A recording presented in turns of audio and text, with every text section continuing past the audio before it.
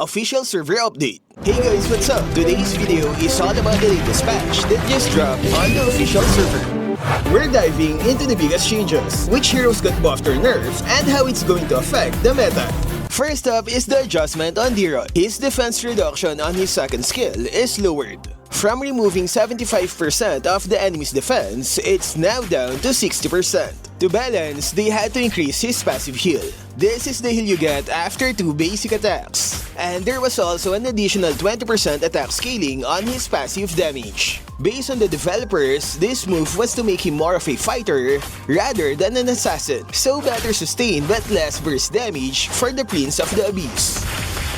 Next is the buff on Karrie. The duration of her ultimate will now last for 10 seconds at all levels. Previously, it was only 6 seconds at level 1. Another buff is the cooldown of the ultimate, where it's lowered by 6 seconds in the late game. So basically, shorter ultimate cooldown and longer duration.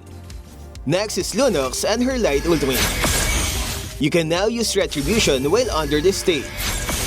With this feature, no one can stop you from using Retribution, and it's a perfect tool for those Lunox jungler players. Next is the new second skill indicator for Hayabusa. You can now see where your shadows will land. It's a great help if you want pinpoint accuracy with his skills. I guess that's more reason to ban this guy. Next is the nerf on Ling. His critical damage is lowered by 10%, from 150 down to 140. The developer said he has become the main role in the jungle, so they had to balance his late game damage. Next is the buff on Guinevere. The cooldown of her second skill is now shorter by 3 seconds in the early stages of the game. This is a way to balance her based on her previous update, where the dash range was shortened. Next is the buff on Thamuz. His exploding passive will have a higher base damage from 50 to 120 in the late game. Another buff is his ultimate, where its cooldown is shortened by 2 to 4 seconds. Overall, this should improve his early game ability. Next is the buff on Cici. She gets tankier in the early game with a higher defense attributes. And her first skill gets an additional 10 points of base damage. So tankier and more damage for our buoyant performer. Next is the nerf on Helcurt. His healing passive will have a lower attack scaling, from 50 down to 30% physical attack. That means weaker heal and more waiting time before he can fully regenerate. Next is the buff on Martis. His ultimate will still enter the second phase even if the extra damage of an item or emblem is the one that last hits the enemy. And it will only activate if the extra damage occurred while using the ultimate. Here's an example. As you can see, the enemy has no ultimate more. Now I'm going to use my ultimate.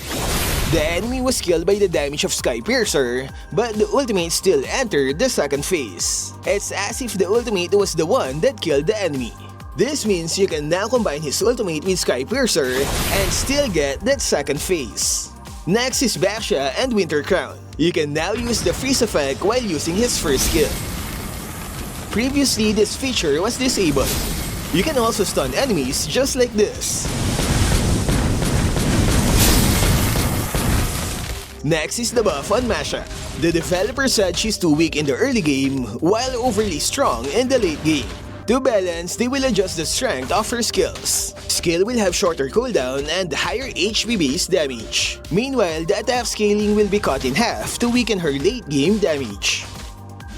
Ultimate is also adjusted with longer cooldown in the later levels. And the base damage is slightly higher in the early game. Overall, it's a nerf on her late game while a buff in the early game. Next is the adjustment on Zhask. A new feature is added where every 5% attack speed will add 1 damage to the spawn's basic attacks. That means attack speed items like Feather of Heaven can now work with Zhask. But instead of giving faster basic attacks, it will give additional damage. The good news is that the attack speed stat won't go to waste after this update. Next is the item Sky Piercer. You will no longer see the 999 damage when activating this item. Instead, only the actual damage value that's required to kill the enemy will appear. As you can see, there's no 999 damage. Remember, this is not a nerf. Sky Piercer still works just like before. The only difference is the visual effect of its damage. Next is the new jungle sharing feature. On the first 2 minutes of the match, when a creep is killed inside your jungle, the resources will go to a nearby hero with retribution. Here's an example. My teammate killed the jungle creep, but I still got the resources because I'm near and I'm the jungler. On this one, he got the buff, but I received the golden experience. However, you have to be a bit near to receive the resources. If you're this far, you will get nothing. And if an enemy kills the jungle creep and I'm near, they will get the resources. So yes, the enemy can still steal your creeps even with this update. And remember, it only activates in the first 2 minutes of the game. Next is the nerf on the Summoned Lord. The developers have reduced its base HP because it was too strong in the mid-game. It's a way to give the disadvantaged team a chance to defend. Last one is the move and attack experience for marksman. The developer said there's still room for improvement, so they will test it on Hanabi and Ixia. These two heroes will allow them to move faster after each basic attack interval. I play those heroes rarely, so maybe you can help me out. Did they improve when moving while attacking? Can you feel a big change in their mechanics?